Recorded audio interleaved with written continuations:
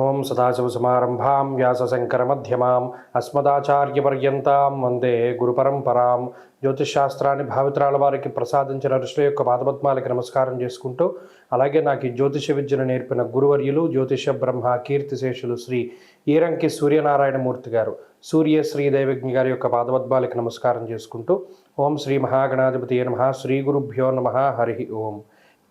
తులారాశి వారికి ఈ వారం సానుకూలమైనటువంటి వారంగా చెప్పవచ్చును. గత వారంతో పోల్చుకుంటే అనుకూలించేటువంటి గ్రహాల యొక్క సంఖ్య ఈ రాశి వారికి పెరిగింది.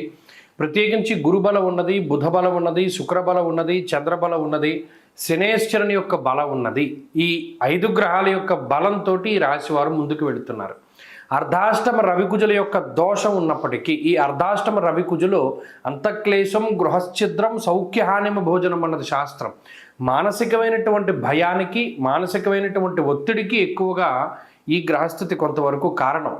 అలాగే కుటుంబపరమైనటువంటి విషయాలపై, అంటే చాలా సెన్సిటివ్గా ఉండేటువంటి విషయాలు ఏవైతే ఉంటాయో అవి కొంత ఇబ్బంది పెడుతూ ఉంటాయి. కుటుంబ పరిస్థితులు అనుకోండి, లేదా కుటుంబ సభ్యుల మధ్యలో ఉండేటువంటి సఖ్యత అనుకోండి, ఏదో ఒకటి కొంత ఇబ్బందికరంగా సాగుతూ ఉంటుంది.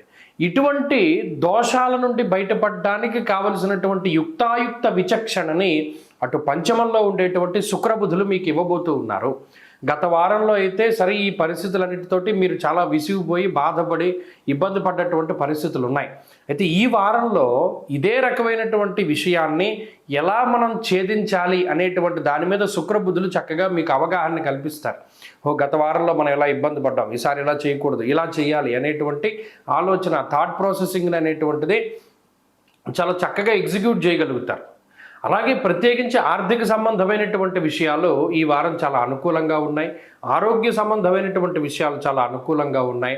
ముఖ్యంగా 6వ స్థానమందు శనేశ్వరుడు ధనధాన్యాభివృద్ధిని కలిగిస్తూ ఎవరైతే సొంత ఇల్లు కట్టుకోవాలి లేదా కొనుక్కోవాలి అనేటువంటి కోరికను కలిగి ఉన్నారో వారి యొక్క కోరిక అది నెరవేరడానికి అవకాశాన్ని కల్పిస్తూనే ఉన్నారు. కాబట్టి తులారాశి వారు కొత్త ఇల్లు కట్టుకోవాలి, కొత్తగా ఇల్లు కొనుక్కోవాలి అనుకునేటువంటి వారు ఈ వారం లగాయితూ వారి యొక్క చక్కటి కోరికని ముందుకు తీసుకువెళ్ళవచ్చును.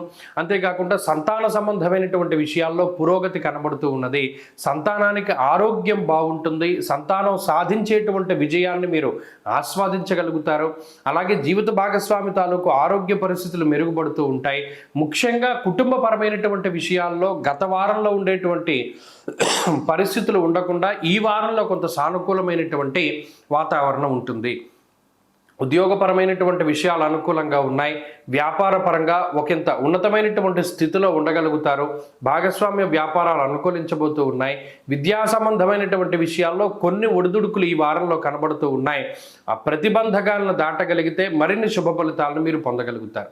కాబట్టి తులారాశి వారికి ఈ వారం బాగున్నది. మరిన్ని శుభ ఫలితాల కోసమై ఈ వారంలో తులారాశి వారు ప్రత్యేకించి దత్తాత్రేయ స్వామి వారి యొక్క ఆరాధన చేస్తూ ఉండడం చెప్పదగినటువంటి సూచన.